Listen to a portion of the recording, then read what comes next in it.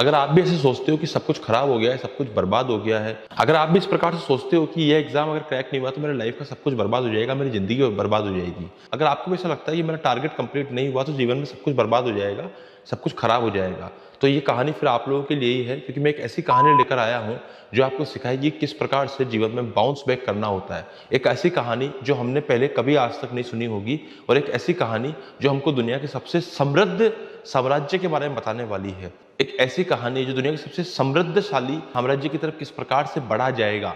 एक ऐसी कहानी जो रियल में बाउंस बैक करना सिखाती है। एक ऐसी कहानी जो सब कुछ बर्बाद होने के बावजूद भी सब कुछ वापस कैसे सुधारा जा सकता है, सब कुछ कैसे बन सकता है, उसके बारे में है ये कहानी। तो आज की ये कहानी आपके जीवन से उस नेगेटिविटी को हमेशा के लिए खत्म कर देगी। आज की कहानी आपके जीवन में पॉजिटिविटी का संचार कर देगी, सकारात्मक ऊर्जा का संचार कर देगी। तो पूरे वीडियो को अच्छे से देखिएगा एंड तक। हम लोगों के दिमाग में कई बार इस प्रकार के थॉट्स आते हैं, या फिर हम लोग जब प्रिपरेशन कर रहे होते हैं ना, तो हमारे सामने इस प्रकार की बातें आती है कि यार अगर ये एग्जाम में क्रैक नहीं कर पाया तो ऑब्वियसली मेरे जीवन का सब कुछ खराब हो जाएगा, सब कुछ बर्बाद हो जाएगा। तो इस तरह के ख्याल आना बहुत ही ऑब्वियस है। सभी लोगों को अगर ऐसा ही लगेगा, कोई आदमी अगर आईएएस की प्रिपरेशन कर रहा है और आईएएस के अलावा अगर उसको कुछ भी नजर नहीं आ रहा है, और अगर उसके दिमाग में ये चीज तो आ ही सकती है कि अगर आईएएस का एग्जाम नहीं हुआ तो फिर मेरा क्या होगा, ये तो बहुत ही ज्यादा लाजमी सी बात है। तो चलिए आज की कहानी को शुरू करते हैं। तो ये कहानी है दो भाइयों की, दो ऐसे भाई जिनके जीवन का सब कुछ खत्म हो गया था, सब कुछ बर्बाद हो गया था, इवन उनकी आइडेंटिटी भी चेंज हो गई थी। सोचो इस कंडीशन में वो पहुंच गए थे कि शायद वो अपनी जीवन एक नया जीवन की तरफ उनको मिला था, और ऐसा बर्बाद जीवन जिसको शायद वो एक्सेप्ट भी नहीं करना चाह रहे थे, ना ही एक्सेप्ट कर पा रहे थे। तो ये कहानी है हरिहर राय और बुक्का राय की। ये दो भाई कौन थे? ये दो भाई कांपिल्य राज्य की एक राजधानी थी, उसके अंदर दो कमांडर्स हुआ करते थे। कांपिली राज्य एक हिंदू राज्य था साउथ के अंदर, जिसमें ये आराम से बढ़िया अपना जीवन यापन कर रहे थे।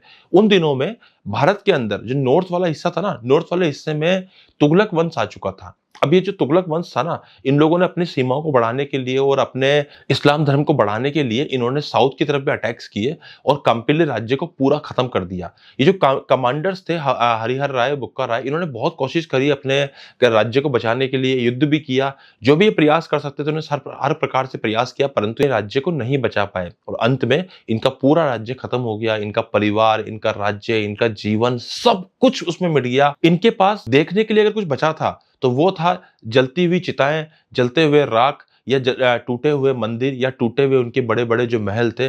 वो जो नगर के लोग थे उन सबको मार दिया गया या फिर उन सबको कन्वर्ट कर दिया गया। तो इस प्रकार से बहुत ही ज्यादा बुरी स्थिति को इन्होंने अपने सामने ही महसूस किया। ये दोनों वहां पे जिंदा बच गए, परंतु इनको कैद कर लिया गया। अब इनको कैद करके दिल्ली ले आया गया। अब जब ये दोनों भाई दिल्ली पहुंचे तो इनसे जबरदस्ती इस्लाम कबूल कराने के लिए बोला गया। अब इनके पास दो ही ऑप्शन थे, या तो ये मर जाते, अगर ये मर जाएंगे तो सब कुछ खत्म, सब कुछ बर्बाद, वहीं पे ही देखो बर्बाद तो वैसे भी हो चुका है, पर पिक्चर वही खत्म हो जाती। और दूसरा ऑप्शन क्या था कि इस्लाम कबूल कर ले, और उनके पास कोई ऑप्शन ही नहीं था। अब ऑब्वियसली जब ऐसी सिचुएशन आएगी, कोई ऐसा व्यक्ति है जिसने जीवन भर भगवान की तपस्या करी है, जिसने भगवान के सामने अपने चरण स्पर्श करे, वो सडनली अपना धर्म परिवर्तन कैसे कर ले? इतना आसान नहीं होता यार। हम लोग कहते हैं कि इतना आसानी से लोगों ने कर लिया है, डर के मारे कर लिया, परंतु इतना आसान होता नहीं है। इनके पास भी दो ही ऑप्शन थे, कमांडर थे, देखो ब्रेव तो ये बहुत थे, कहीं ना कहीं बहुत ब्रेव थे, परंतु ये दिमाग से काम लेना चाह रहे थे, ये थोड़ा सा बुद्धि से काम लेना चाह रहे थे। इनको चाहिए था कि अगर आज इन्होंने आत्मदाह कर लिया, मर गए, तो सब कुछ वैसे ही खत्म हो जाएगा, ठीक है, लेकिन अगर ये बच गए तो कुछ तो उम्मीद है, अगर इनका जीवन चलता रहा तो कुछ तो उम्मीद है। जैसे आज हम लोगों के सामने सिचुएशन आती है कि सब कुछ बर्बाद हो गया, तो अब बचा क्या है? हमारे जीवन में कुछ बचा ही नहीं है। तो लोग गलत दिमाग में थॉट्स लेके आते हैं, गलत चीजों के बारे में बढ़ने लगते हैं। परंतु एक और चीज सोचनी है भैया, अगर जीवन में जीवन रहा तो उम्मीद भी है, और उम्मीद है तो संभावनाएं भी है। तो जीवन रहना बहुत इंपॉर्टेंट है। यहाँ पे इनको ये चीज समझ में आई, और इनके साथ बहुत सारी यातनाएं हो रही थी। तो फाइनली इन्होंने इस्लाम धर्म कबूल कर लिया, और ये अब उनकी कैद में ही थे। काफी समय बीतने के बाद इनको मौका मिल गया उस कैद से छूट के आने का। तो ये वहां से छूट कर आए, और वहां से छूट कर ये अपने गुरुजी के पास पहुंचे। सबसे पहले वहां से भाग के अपने गुरुजी के पास पहुंचे, और गुरुजी को इन्होंने पूरी घटना समझाई, पूरी बात समझाई। इनके गुरु थे, कोई संत थे बड़े, तो उन संत के पास जाके इन्होंने पूरी घटना समझाई। उन्होंने बहुत उनसे क्षमा मांगी कि हम दोबारा हिंदू बनना चाहते हैं, हमें हिंदू धर्म में परिवर्तन करने का आप मार्ग दिखाइए। फाइनली ये दोनों हरिहर राय और बुक्का राय ने हिंदू धर्म में वापस से अपना परिवर्तन किया। अब बात थी कि अब क्या करना है जीवन में आगे। तो देखिए यार, यहाँ पे बात होती है, यहाँ पे इन दोनों भाइयों ने एक ऐसे राज्य की स्थापना करी जो अगले 250 सालों तक है। इंडिया में उस समय जब इतना जबरदस्त प्रकार से नॉर्थ के अंदर इस्लामिक आक्रमण हो रहे थे और ऑलमोस्ट तुगलक वंश चालू हो गया था, फिर मुगल आ गए थे, तो उस समय के दौरान भी साउथ इंडिया में इन्होंने बहुत बड़े एम्पायर की नींव रखी और उस एम्पायर का नाम था विजयनगर साम्राज्य। विजयनगर साम्राज्य के संस्थापक बने ये दोनों। इन दोनों भाइयों ने एक ऐसा साम्राज्य बनाया, इतना बड़ा साम्राज्य बनाया, जो आज की तारीख में कुछ महाराष्ट्र, कुछ हिस्सा गोवा, कुछ कर्नाटका, कुछ साउथ के कुछ हिस्से और केरल वगैरह के कुछ हिस्सों से मिलकर ही बनता है विजयनगर साम्राज्य। तमिलनाडु, केरल वगैरह के जगहों से मिलकर बनता है विजयनगर साम्राज्य। और वहां पे हम्पी में इन्होंने इसकी राजधानी बनाई और बहुत ही ज्यादा समृद्धशाली शहर हुआ। आपने इसकी कहानियां भी सुनी होगी, जब वहां पे राजा कृष्ण राय थे और उनके जो मंत्री थे तेनाली रामन, तो ये भी उसी साम्राज्य के अंडर में थे और हक्का राय और बुक्का राय ने साम्राज्य की स्थापना करी थी। 250 साल तक ये साम्राज्य वहां पे हिंदू राष्ट्र के रूप में बना रहा और इतने बड़े साम्राज्य की स्थापना इन दो भाइयों ने करी जिनके जीवन ऑलमोस्ट खत्म हो गया था, जिनका जीवन ऑलमोस्ट बर्बाद हो चुका था।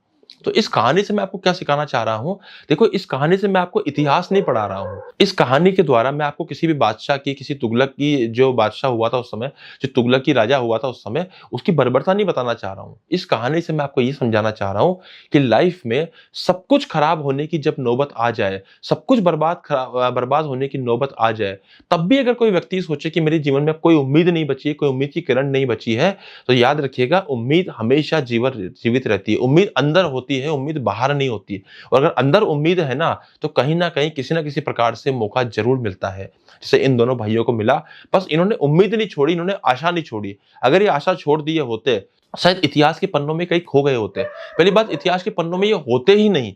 कंपिल राज्य के अंदर जब इन पर आक्रमण हुआ था, और भी बहुत सारे कमांडर्स होंगे, मंत्री होंगे, राजा होंगे, इवन लोग राजा तक का भी नाम नहीं जानते हैं, परंतु इन दो भाइयों का नाम जरूर जानते हैं। इनका नाम था हरिहर राय और बुक्का राय, जिसको हक्का और बुक्का भी बोलते हैं कई जगहों पे।